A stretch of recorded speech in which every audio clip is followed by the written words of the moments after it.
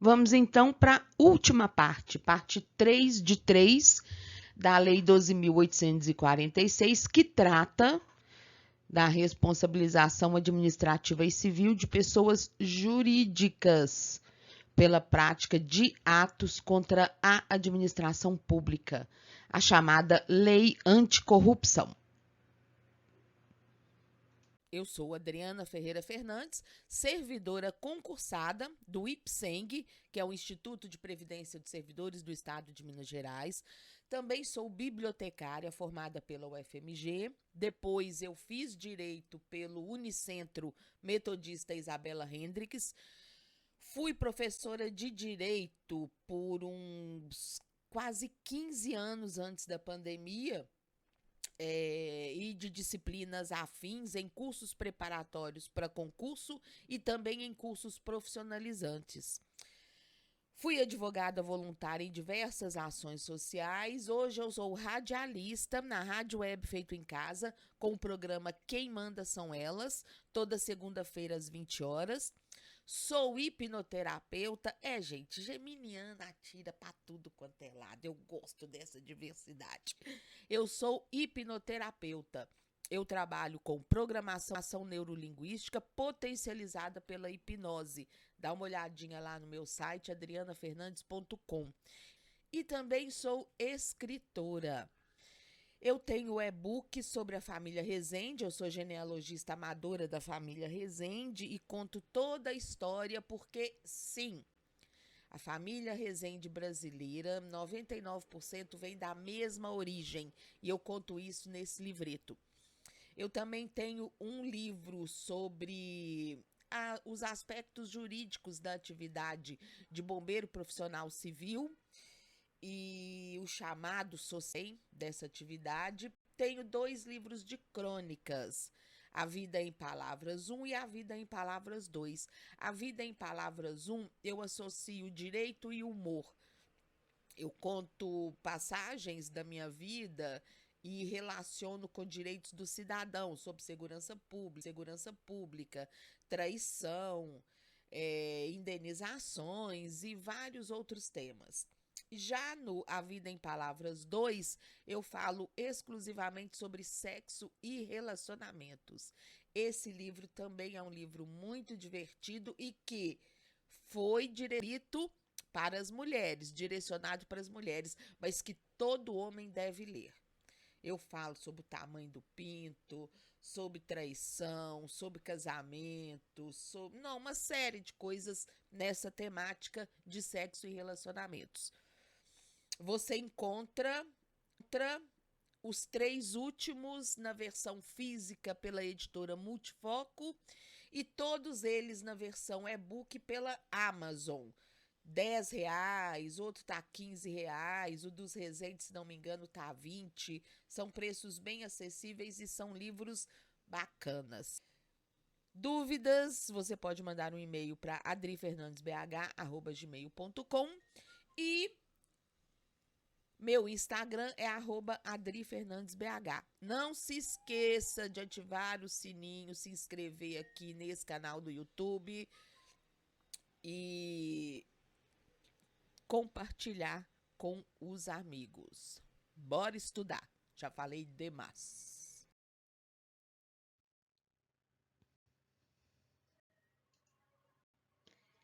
Capítulo 5 do Acordo de Leniência. Artigo 16. A autoridade máxima de cada órgão ou entidade pública poderá celebrar acordo de leniência com as pessoas jurídicas responsáveis pela prática de atos previstos nesta lei que colaborem efetivamente com as investigações e o processo administrativo, sendo que dessa colaboração resulte. E aí vai informar o que se espera desse acordo. Acordo de leniência é a mesma coisa de delação premiada, que vocês já devem ter ouvido falar aí já há um bom tempo na mídia. É a pessoa ou a empresa que está sendo denunciada por alguma coisa, que é ré em algum processo, ora, ela tem informações privilegiadas ali.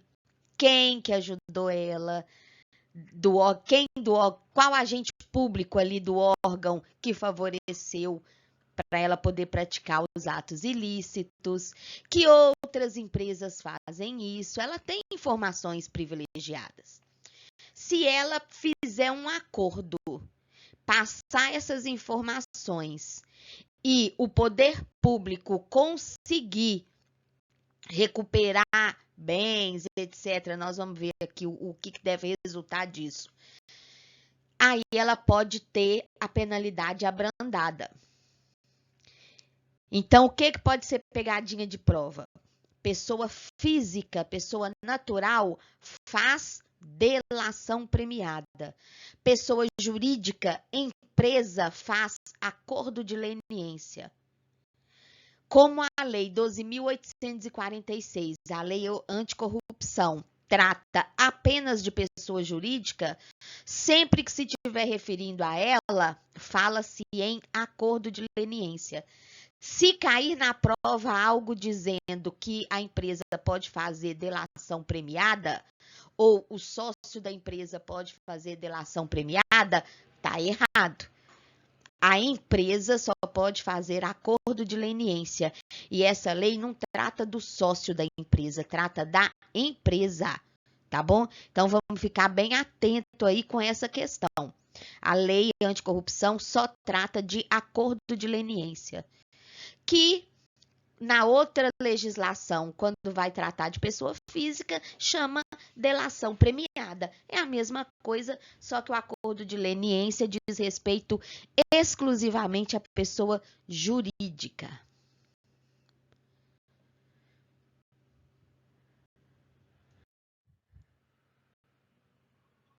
Então, desse acordo de leniência, tem que ter alguns dos seguintes resultados: identificação dos demais envolvidos na infração, quando couber, que outras pessoas estão envolvidas na prática desse ato ilícito. 2.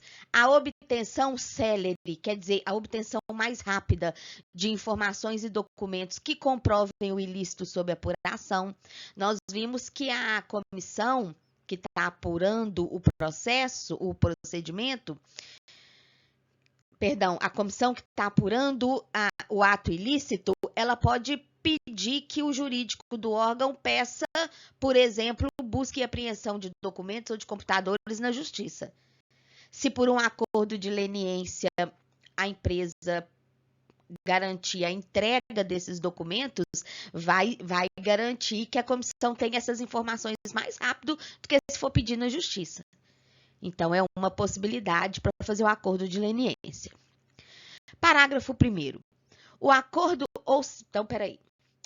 Duas coisas têm que resultar para o acordo de leniência com a empresa ser válido: identificar outros envolvidos, se houver, e permitir que a comissão obtenha de maneira mais rápida informações importantes e documentos para aquele caso. Parágrafo 1º. O acordo de que trata o caput somente poderá ser celebrado se preenchido cumulativamente os seguintes requisitos. Ou seja, além de resultar essas duas situações, tem que ter outros requisitos para o acordo ser válido. E aqui, no caso, os requisitos, tanto a identificação de outros envolvidos quanto a obtenção de informações mais céleres, tem que ter esses dois resultados. E agora, quanto aos requisitos também, tem que ter todos eles, não pode ser um ou outro. É o que nos diz essa palavra cumulativamente. Ou seja, tem que preencher todos os seguintes requisitos. Primeiro, a pessoa jurídica tem que ser a primeira a se manifestar sobre seu interesse em cooperar para a apuração do ilícito. É a pessoa jurídica quem tem que propor. Não é ninguém pressioná-la para que ela faça isso, não. 2. A pessoa jurídica tem que cessar completamente seu envolvimento na infração investigada a partir da data de propositura do acordo. A partir do momento que ela propõe o acordo, fazer o acordo para fornecer as informações, ela tem que parar. A partir dali, ela não dá mais continuidade à prática do ato delituoso, ou seja, ela interrompe o contrato, se for o caso. Então, tem que cessar a prática do ato ilícito na data do ato, da propositura do acordo, e ela tem que ser a primeira a se manifestar. Mas tem mais requisitos aí.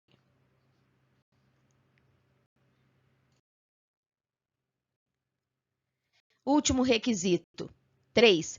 A pessoa jurídica tem que admitir a sua participação no ilícito e cooperar plena e permanentemente com as investigações e o processo administrativo, comparecendo às suas custas, ou seja, sob suas expensas, sempre que solicitada a todos os atos processuais até o seu encerramento. Ou seja, além dos outros 2 requisitos, que é interromper o ato e ser o ato ilícito e ser a primeira a propor, ela tem que admitir que participou. É um ato de confissão, entre aspas, e nós vamos ver sobre isso um pouco mais à frente.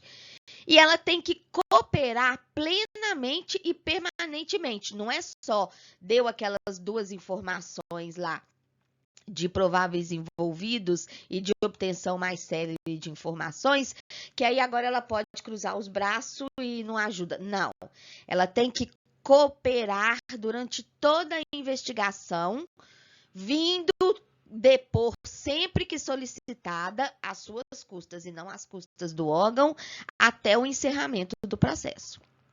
Então, 2 coisas, isso pode ser pegadinha de prova.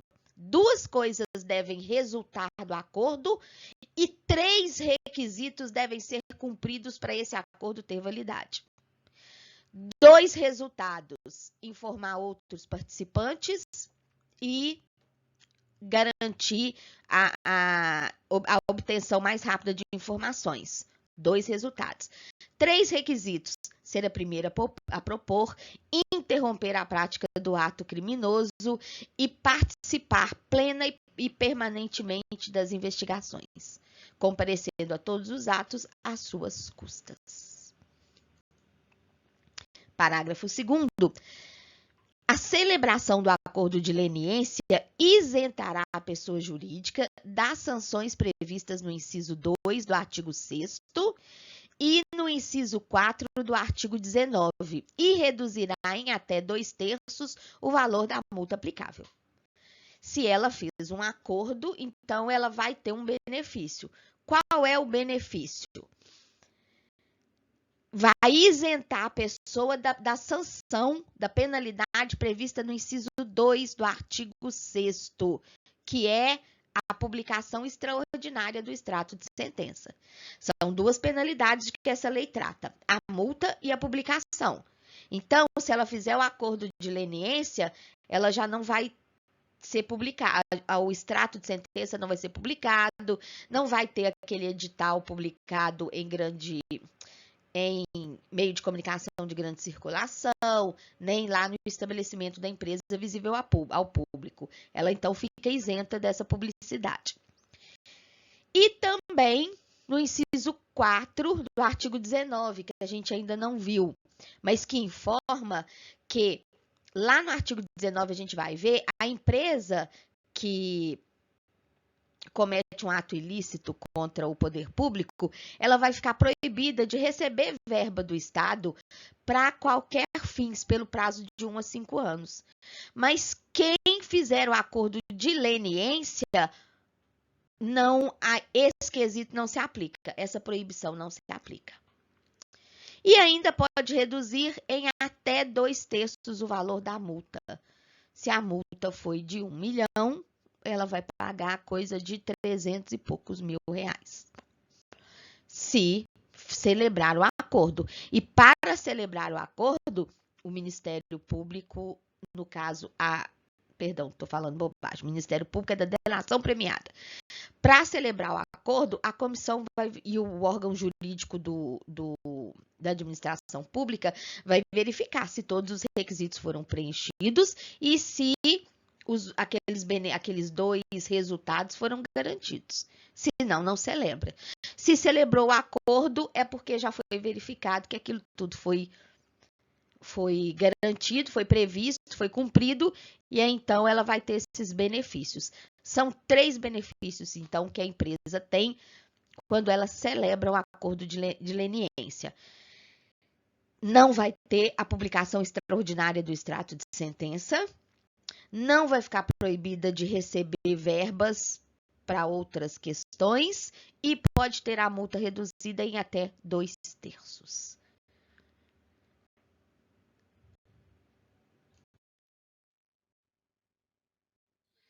Parágrafo 3º. O acordo de leniência não exime a pessoa jurídica da obrigação de reparar integralmente o dano causado. Celebrar o acordo de leniência não desobriga a empresa de pagar todo o prejuízo que ela causou, todo o dano que ela causou. Nós já vimos que são processos distintos. Parágrafo 4º. O acordo de leniência estipulará as condições necessárias para assegurar a efetividade da colaboração e o resultado útil do processo. Então, esse acordo, além de ter as cláusulas lá do que ela vai cumprir, terá outras cláusulas que vão trazer as condições necessárias para garantir que aquilo seja cumprido e que o processo tem aqueles 2 resultados úteis que a gente viu, que é a obtenção mais rápida de informações e a indicação de outras pessoas envolvidas. Então, no acordo de leniência vai estar escrito como que isso vai ser garantido. Parágrafo 5º.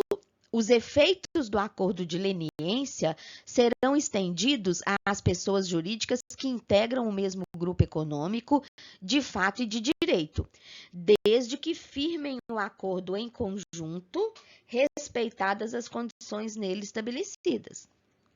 Então, se uma empresa faz parte de um grupo empresarial, de um mesmo grupo econômico, não importa se registrada em cartório ou não, ou seja, de direito ou de fato.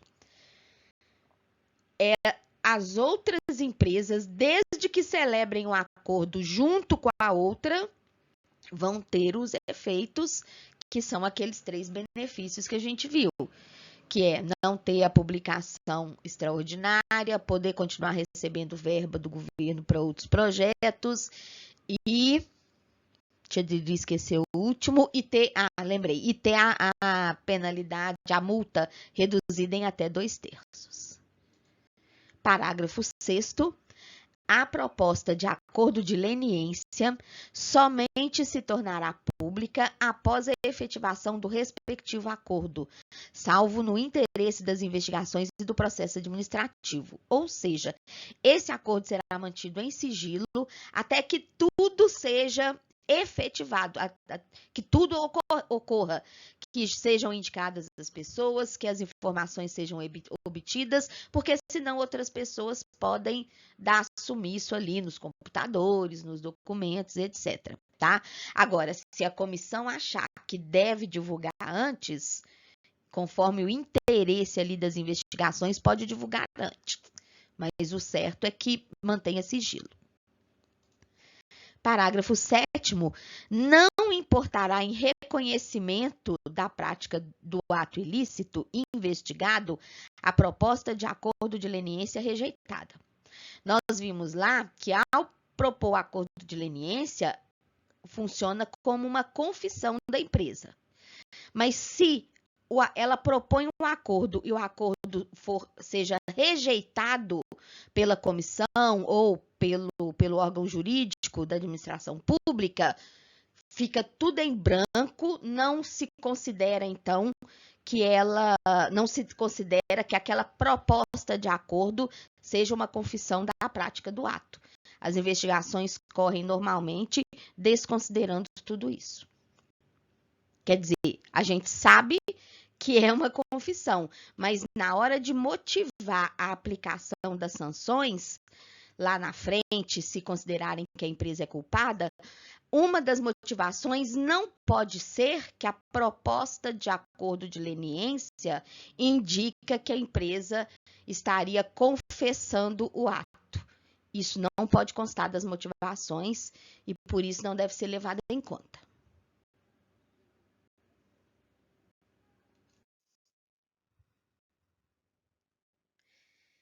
Parágrafo 8º. Em caso de descumprimento do acordo de leniência, a pessoa jurídica ficará impedida de celebrar novo acordo pelo prazo de 3 anos contados do conhecimento pela administração pública do referido descumprimento.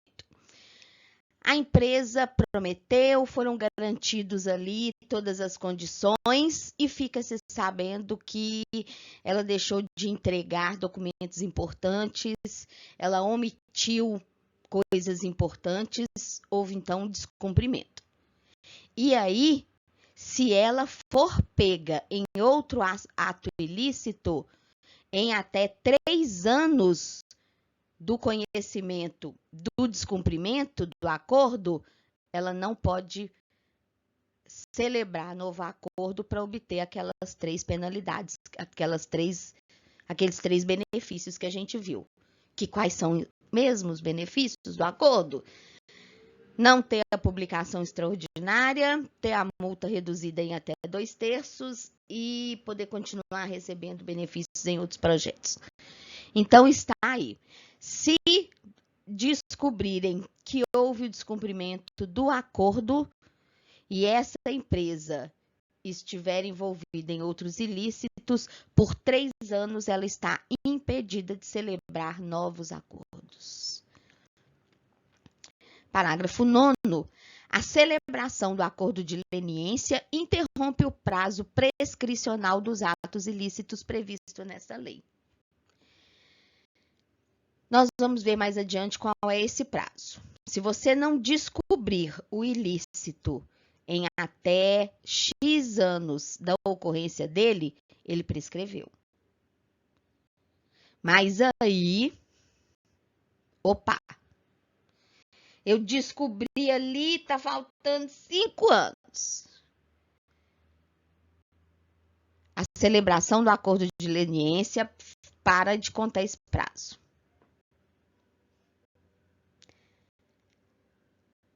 Perdão, me deu um branco aqui.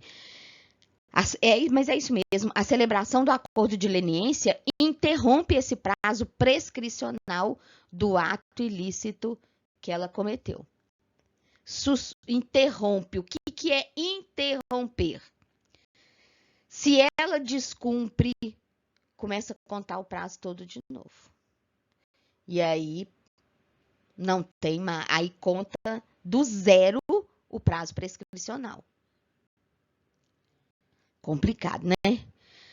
Enfim, o prazo prescricional está correndo. Se não me engano, tá me dando, não é que tá me dando branco. Eu tô dando pausa aqui para lembrar se são 5 anos ou 2, mas nós vamos ver mais à frente. Vamos supor que seja 5 anos. Se descobre ali na tábua da beirada de vencer e o prazo dos 180 dias da comissão ali, a comissão não está conseguindo apurar e tal e coisa, opa, celebra o acordo de leniência. Para tudo, para de contar esse prazo. E aí os atos não vão prescrever. Vocês sabem o que é prescrição, né? Prescrição é o lapso temporal, no caso aqui, que impede a apuração e a punição daquele ato ilícito quando ultrapassado esse prazo prescricional. Parágrafo 10.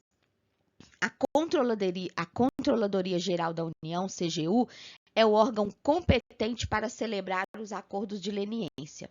Ou seja, não é a comissão, como eu tinha dito antes, nem o órgão jurídico. Quem vai bater o martelo e assinar junto com a empresa o acordo de leniência é a CGU. A comissão vai montar tudo, o órgão jurídico pode até analisar, mas quem vai bater o martelo, dizer que aceita ou não e assinar junto com a empresa é a CGU. A mesma CGU que nós vimos lá atrás, vamos aproveitar aqui para fazer um resuminho. Aquela mesma CGU que quando a autoridade máxima do órgão instaura o processo, ela pode instaurar se ele não o fizer e pode avocar se vê que tem alguma irregularidade. A mesma CGU que em caso de envolvimento de administração pública estrangeira ou agente estrangeiro, pode julgar, além de apurar o processo. Essa mesma CGU pode, então, ser ela quem vai celebrar o acordo quando a prática do ato tiver como órgão, como ente prejudicado, o Poder Executivo Federal, bem como no caso de atos lesivos praticados contra a administração pública estrangeira. A CGU, gente, no Poder Executivo Federal, nos estados e municípios vai ser diferente, tá? Então, a pegadinha aqui é, a CGU é quem vai celebrar o acordo de leniência quando tiver envolvimento do Poder Executivo Federal ou administração pública estrangeira.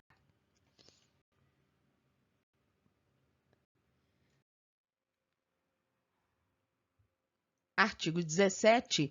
A administração pública poderá também celebrar acordo de leniência com a pessoa jurídica responsável pela prática de ilícitos previstos na Lei nº 8666, de 21 de junho de 1993, com vista à isenção ou atenuação das sanções administrativas estabelecidas em seus artigos 86 e 88. Como essa lei não faz parte do edital de vocês, eu estou fazendo esse vídeo para o concurso do agente penal e também vai servir, claro, para outros concursos. Se no seu edital tiver pedindo a Lei 8666, você procura um vídeo aqui que a gente vai estar falando sobre ela. No caso atual, não está no edital, então eu não vou nem mencionar. Só alertar que a Lei 866 é a lei de licitações. Então, o acordo de leniência não se restringe aos atos lesivos indicados pela lei anticorrupção, não. Também para aqueles atos que a lei de licitações define como ilícitos para ter atenuação ou isenção das penalidades que ela determina lá nos seus artigos 86 a 88, pode ser celebrado acordo de leniência. Então, duas normas que vão prever acordo de leniência: Lei de licitações e Lei anticorrupção.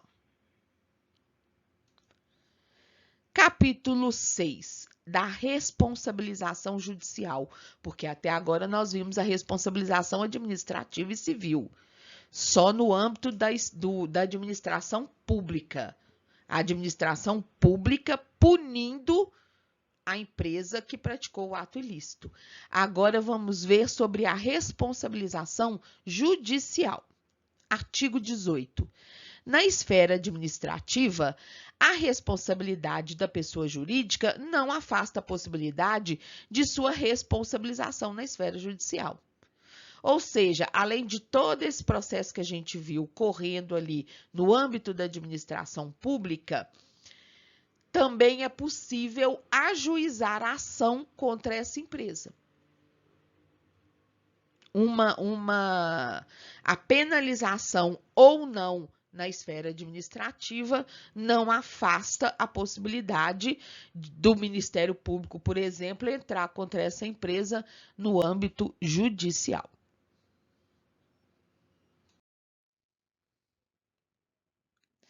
Artigo 19.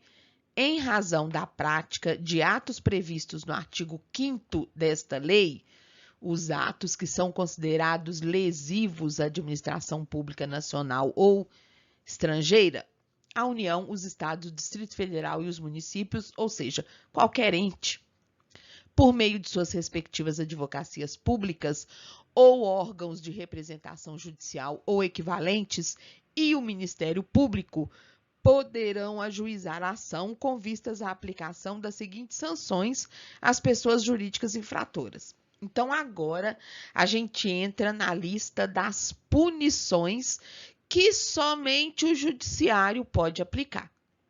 E quem é que vai entrar na justiça?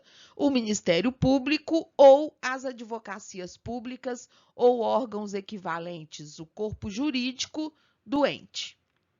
Não é doente de doença, é do ente público. Vamos lá. Para fazer, então, pode entrar na justiça para fazer com que ela perca bens, direitos ou valores que representem vantagem ou proveito direto ou indiretamente obtidos da infração, ressalvado o direito do lesado ou de terceiro de boa-fé.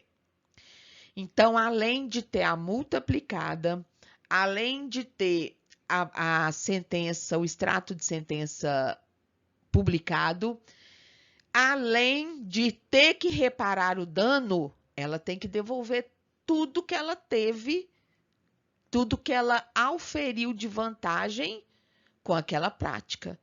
Mas aí o poder público não tem competência para tomar bens da pessoa, para fazer sequestro de valores no banco. Aí é só o juiz. Por isso, a necessidade também da ação judicial. Ah, não, mas ela não auferiu vantagem, não deu tempo, então não entra com a ação. Ah, ressalvado o direito de terceiros de boa fé, tá? Então, se obteve alguém de boa fé, sem saber que aquilo era resultado de um ato ilícito, recebeu alguma vantagem, essa pessoa está resguardada. Segundo, suspensão ou interdição parcial de suas atividades. O poder público não pode impedir uma empresa de continuar atuando, de continuar aberta. Se verifica a necessidade disso acontecer por ser, por exemplo, aquela empresa que foi aberta só para cometer atos ilícitos para favorecer uma outra, aquela empresa então tem que ser fechada. Ela é uma empresa fraudulenta. Então tem que entrar na justiça para pedir a interdição parcial ou a suspensão das atividades da empresa. 3. Dissolução compulsória da pessoa jurídica. Nesse caso que eu falei da empresa laranja, acabar com as atividades dela. Obrigatoriamente fechar essa empresa. Se não for uma empresa laranja, pode pedir a interdição parcial ou a suspensão das atividades, enquanto apura, se for o caso. No caso da empresa que é laranja, a dissolução compulsória dessa pessoa jurídica, uma vez que ela foi criada só para fraudar.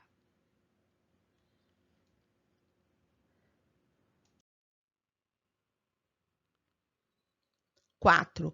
Proibição de receber incentivos, subsídios, subvenções, doações ou empréstimos de órgãos ou entidades públicas e de instituições financeiras públicas ou controladas pelo poder público pelo prazo mínimo de 1 e máximo de 5 anos. Essa empresa tem um outro projeto em que ela recebe dinheiro do governo para desenvolver uma atividade social ou como incentivo para ela se estabelecer num local para gerar empregos. Ela fica proibida de fazer esse tipo de convênio, de acordo, por 1 a 5 anos. Para que isso aconteça, só entrando na justiça. E aí, lembrando que se ela celebrar o acordo de leniência, essa penalidade não será aplicada, ou seja, não vão entrar na justiça para impedi-la de receber esses incentivos do governo. Parágrafo 1º. A dissolução compulsória da pessoa jurídica será determinada quando? Então, quando é que a empresa vai ser fechada obrigatoriamente? Ter sido a personalidade jurídica utilizada de forma habitual para facilitar ou promover a prática de atos ilícitos. Ou seja, sempre, sempre, sempre, não foi a primeira vez que aquela empresa foi utilizada para prática ou para promoção de um ato ilícito, para facilitação de um ato ilícito. Ela está sempre sendo utilizada para isso. Então, fecha essa bagaça. Ter sido constituída, é o caso da laranja que eu falei, para ocultar ou dissimular interesses ilícitos ou a identidade dos beneficiários dos atos praticados. Ela foi criada só para isso. Então, fecha essa bagaça. E para fechar, a dissolução compulsória só na justiça, como nós já vimos.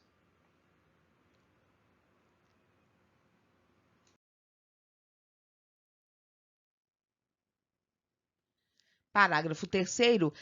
Essas sanções judiciais poderão ser aplicadas de forma isolada ou cumulativamente.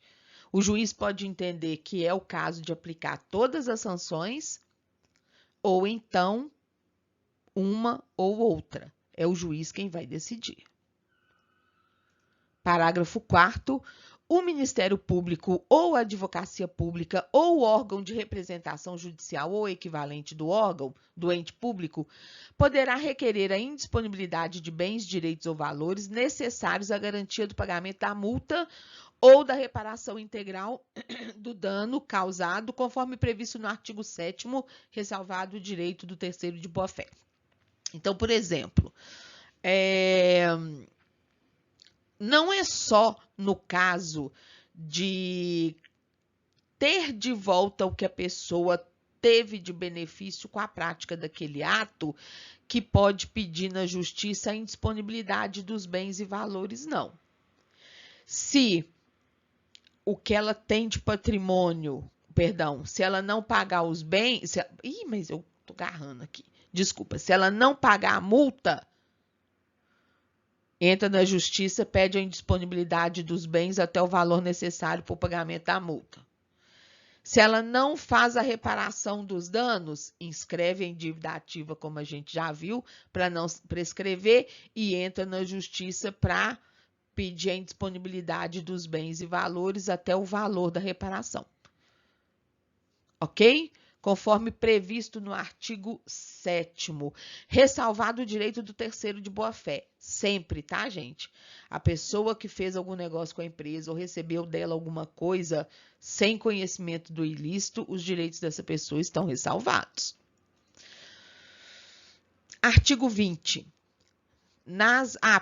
Voltando ali, conforme previsto no artigo 7º, é aquele artigo que fala que, independente do processo que apura o ilícito, a reparação do dano causado tem que ocorrer, obrigatoriamente. Artigo 20. Nas ações ajuizadas pelo Ministério Público, poderão ser aplicadas as sanções previstas no artigo 6º, sem prejuízo daquelas previstas neste capítulo, desde que constatada a omissão das autoridades competentes para promover a responsabilização administrativa. Foi apurado que a empresa cometeu um ilícito, mas a autoridade do órgão não aplicou as sanções previstas no artigo 6º, que são a multa e a publicação extraordinária da condenação. Então, o Ministério Público fará isso independentemente do seu poder de também entrar na justiça para essas outras reparações, para essas outras sanções, ok? Então, o Ministério Público pode agir para aplicar as sanções administrativas, além de entrar com a ação judicial para essas outras sanções que a lei prevê.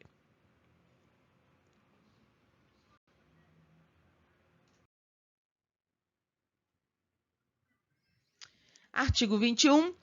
Nas ações de responsabilização judicial, será adotado o rito previsto na Lei nº 7.347, de 24 de julho de 1985. Ou seja, quando entrarem na justiça para aplicar essas sanções que só o Poder Judiciário pode aplicar à empresa, vai adotar o Código de processo civil? Não. Vai aplicar o rito judicial que está previsto na Lei 7.347, que é o rito da ação civil pública, que pune pessoas e empresas por danos causados ao meio ambiente, consumidor e outros, tá?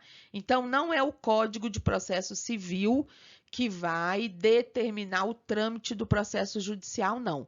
É a lei que disciplina a ação civil pública. 7.347. Parágrafo único. A condenação torna certa a obrigação de reparar integralmente o dano causado pelo ilícito, cujo valor será apurado em posterior liquidação, se não constar expressamente da sentença. Sendo condenada, a empresa vai reparar integralmente o dano causado pelo ilícito, cujo valor vai ser apurado em liquidação, que é um momento posterior ao ganho de causa ali, se não constar expressamente da sentença. Se a sentença informar qual é o valor, apenas aplica-se juros e manda executar. Se não, antes de executar, ou seja, de tomar as providências para receber aquele valor, faça um pequeno procedimento ali, que é a liquidação, que é a apuração dos valores. Mas vejam só, esse parágrafo único, ele é importante porque se não tiver havido a responsabilização administrativa e tiverem entrado com o processo judicial, se a empresa não reparou o dano lá na esfera administrativa, fará isso agora na esfera judicial. Mas se o Ministério Público, ou Advocacia Pública, ou o órgão equivalente, tiver entrado com a ação e o juiz verificar que lá na esfera administrativa a empresa já reparou o dano, aí não se aplica esse quesito aqui, esse parágrafo único. Agora, se isso não ocorrer, na justiça, quando sair a sentença, se a sentença não trouxer o valor exato do dano, faça então uma liquidação antes de executar a empresa. Capítulo 7, disposições finais. Artigo 22. Fica criado no âmbito do Poder Executivo Federal, então não se aplica a estados e municípios, o Cadastro Nacional de Empresas Punidas, CNEP, que reunirá e dará publicidade às sanções aplicadas pelos órgãos ou entidades dos poderes executivo, legislativo e judiciário de todas as esferas do governo. Estados e municípios podem usufruir desse cadastro, mas não podem criar este cadastro. Poder Executivo Federal cria esse Cadastro Nacional de Empresas Punidas, o CNEP, que vai, então, reunir as informações e divulgar sobre as sanções aplicadas às empresas. E quem vai alimentar esse cadastro? O Poder Executivo, Judiciário e Legislativo de todas as esferas, do Poder Federal, Estadual ou Municipal.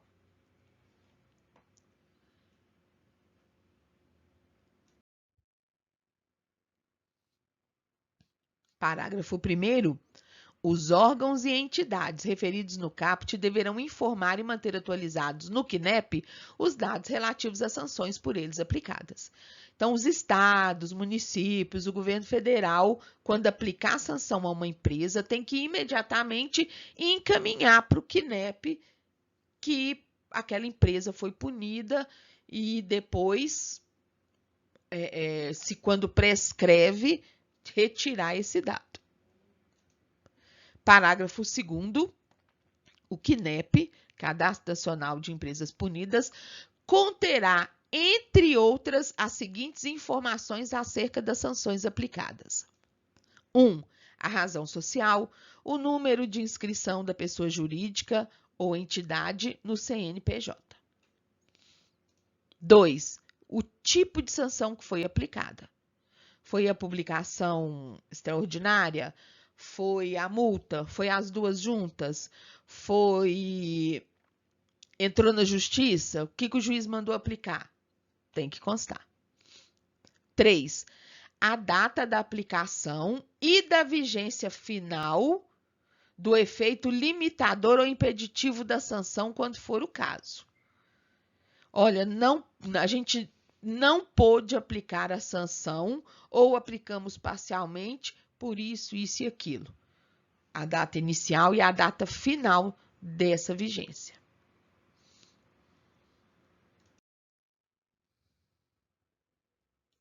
Parágrafo 3º. As autoridades competentes para celebrarem acordos de leniência previstos nesta lei também deverão prestar e manter atualizadas no CNEP, após a efetivação do respectivo acordo, as informações acerca do acordo de leniência celebrado, salvo se esse procedimento vier a causar prejuízo às investigações e ao processo administrativo. Quem é a autoridade competente para celebrar o acordo de leniência? A CGU, a Controladoria Geral da União. Então, elas também têm que manter no CNEP, nesse cadastro, as informações da efetivação do acordo, exceto se isso vier causar prejuízo a investigações e ao processo administrativo. Até bom essa questão, lembrando que não precisa esperar terminar o processo administrativo para entrar na justiça, não. Em alguns casos, pode fazer as duas coisas juntas. Mas, enfim, lembrando que a CGU também tem que alimentar o CNEP. Parágrafo 4º. Caso a pessoa jurídica não cumpra os termos do acordo de leniência, além das informações previstas lá no parágrafo 3º, que é a manutenção, informar isso no cadastro, deverá ser incluída no CNEP que ela descumpriu o acordo. Você vai colocar as informações sobre o acordo firmado e também se ela cumpriu ou não. Parágrafo 5º. Os registros das sanções e acordos de leniência no CNEP, serão excluídos depois de decorrido o prazo previamente estabelecido no ato sancionador ou do cumprimento integral do acordo de leniência e da reparação do eventual dano causado mediante solicitação do órgão ou entidade sancionadora. Ou seja, é só lembrar do Serasa. Seu nome não fica lá eternamente. Depois de 5 anos, tem que ser retirado, porque prescreveu, não é isso? É o mesmo caso do CNEP. Depois que o ato sancionador, depois que cumprido o prazo estabelecido pelo ato sancionador, ou que a empresa tiver cumprido integralmente o acordo de leniência ou reparado o dano, o órgão ou a entidade, não é a empresa, não, tem que requerer a quem administra esse cadastro que sejam retirados esses dados, ok? Então, isso aqui pode ser pegadinha de prova. Mediante solicitação da empresa? Não. Mediante solicitação de quem colocou aquelas informações lá. Só quem colocou as informações pode retirá-la. Então, no caso, órgão ou entidade públicos.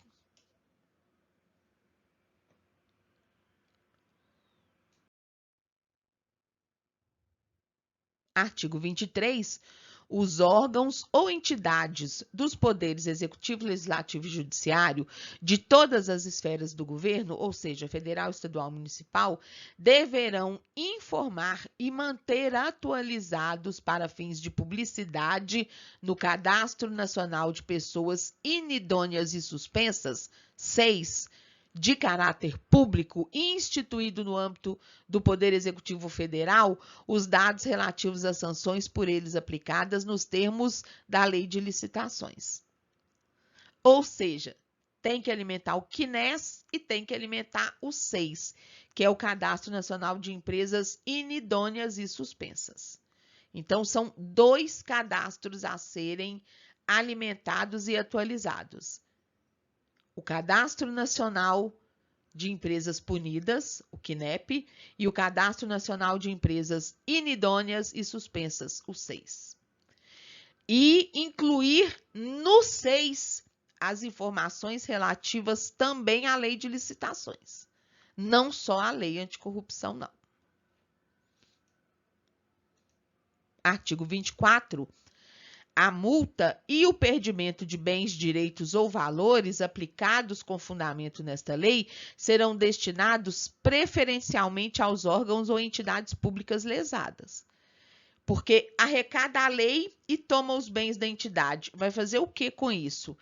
Passa a compor o patrimônio do órgão lesado. Vixe, esse órgão não existe mais. Então, o poder público vai decidir o que fazer com isso. Mas, preferencialmente, o órgão ou entidade lesada é que vai ficar com essa multa e com esses bens ou valores. Artigo 25. Aí, eu estava pelejando para lembrar, são 5 anos. Prescrevem em 5 anos as infrações previstas nesta lei, contados da data da ciência da infração ou, no caso de infração permanente ou continuada, do dia em que houver cessado.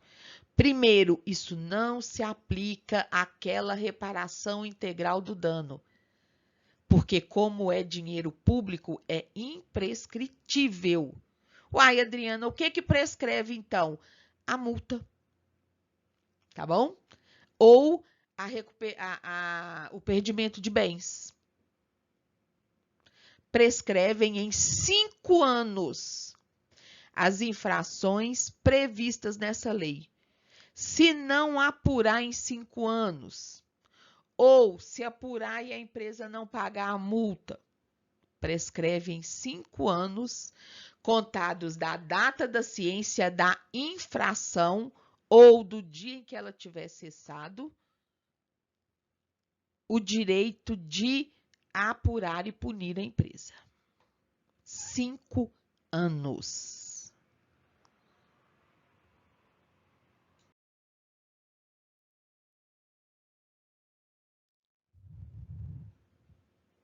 Parágrafo único. Na esfera administrativa ou judicial, a prescrição será interrompida com a instauração de processo que tenha por objeto a apuração da infração. A empresa praticou ilícito, tomaram ciência e o prazo está correndo ali de prescrição. 4 anos e 11 meses, instaurou o processo, tanto faz se é o administrativo ou o judicial ou os dois, interrompe a prescrição. E se qualquer coisa acontecer e essa prescrição voltar a contar, começa do zero. Interrompe a prescrição e acabou. Artigo 26. A pessoa jurídica será representada no processo administrativo na forma do seu estatuto ou contrato social. Quem responde por essa empresa no decorrer do processo? Quem constar no estatuto ou no contrato social da entidade que a representa administrativa e juridicamente. É quem consta ali no contrato social da empresa ou no estatuto da entidade que é o responsável por isso. Parágrafo 1º. As sociedades sem personalidade jurídica, ou seja, não tem o estatuto nem o contrato registrado no cartório, serão representadas pela pessoa a quem couber a administração de seus bens. Parágrafo 2º. A pessoa jurídica estrangeira será representada pelo gerente, representante ou administrador de sua filial, agência ou sucursal aberta ou instalada no Brasil. Então, presta atenção. Quem vai responder pela empresa? Quem é indicado como quem ocupa o cargo que no contrato ou estatuto diz que é responsável por isso. Ah, mas não tem contrato nem estatuto, então é quem administra os bens da entidade. Ah, mas é pessoa jurídica estrangeira, então é o gerente, o representante ou administrador.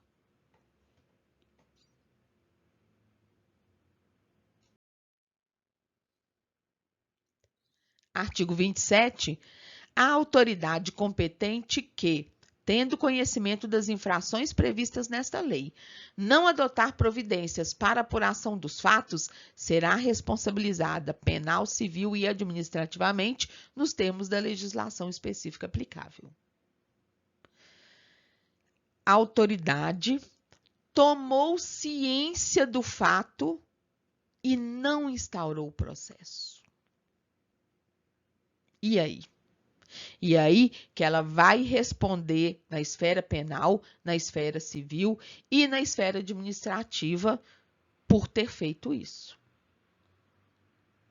No caso, lei de improbidade, se o fato constitui crime na esfera penal, tiver causado prejuízo na esfera civil, ok?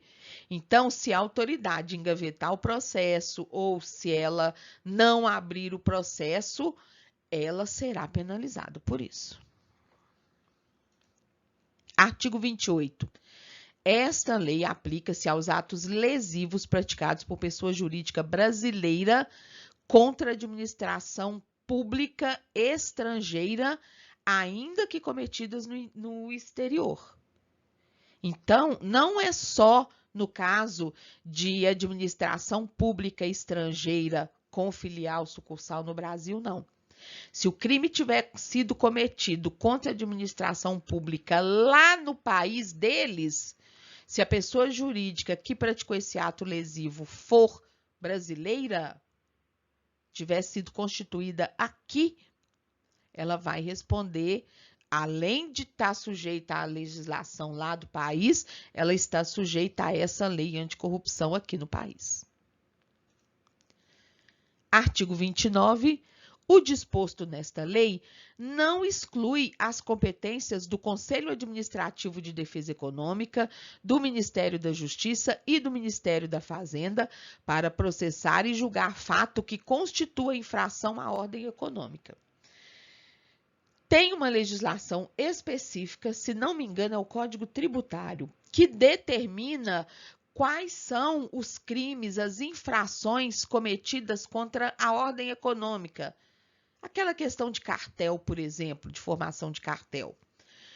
Essa lei anticorrupção, essa apuração prevista nela, não afasta a competência do Conselho de Defesa Econômica, do Ministério da Justiça e do Ministério da Fazenda para processar e julgar, caso o ilícito cometido também constitua uma infração à ordem econômica.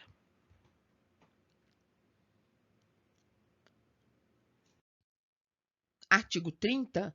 A aplicação das sanções previstas nesta lei não afeta os processos de responsabilização e aplicação de penalidades decorrentes de, ou seja, as sanções previstas aqui na esfera administrativa não vai afetar o ato de improbidade administrativa nos termos da Lei 8.429. A empresa vai responder pela lei anticorrupção e seus sócios ou agentes públicos envolvidos pela Lei 8.429. Os atos ilícitos alcançados pela Lei de Licitações ou outras normas de licitações e contratos da administração pública, inclusive aquelas referentes ao regime diferenciado de contratações. Ou seja, se o ato lesivo tiver envolvido licitação, como nós vimos anteriormente, que está previsto nessa lei, a aplicação das sanções também em caso de licitação, ou a lei do regime diferenciado de contratações públicas, vai haver a penalidade dessas normas também. Artigo 31. Esta lei entra em vigor 180 dias após a data de sua publicação. Normalmente, a gente vê esta lei entrar em vigor na data de sua aplicação, quando é possível aplicá-la imediatamente. Quando não é possível aplicar imediatamente, quando é preciso que os órgãos, que os entes se preparem para poder aplicar essa lei, se preparem internamente, pode-se dar um prazo. Aí, no caso, deu prazo de 180 dias para ela poder entrar em vigor. Brasília, 1º de agosto de 2013. E com isso, encerramos o estudo da Lei Anticorrupção, 12.846 de 2013. E se você tiver dúvidas, manda aí para o e-mail adrifernandesbh@gmail.com. Bons estudos!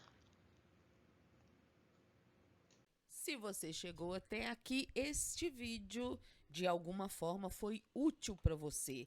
Então, por favor, deixe seu like, deixe seu comentário, principalmente se for alguma crítica para que a gente possa melhorar o conteúdo e a apresentação. Não se esqueça de se inscrever nesse canal no YouTube e ativar o sininho para receber as notificações. Compartilhe esse vídeo. Se você gostou, compartilhe com seus amigos. Se não gostou, compartilhe com seus inimigos. Acho que é o Ricardo Ventura quem fala isso. Mas, enfim, compartilhe este vídeo. Muito obrigada.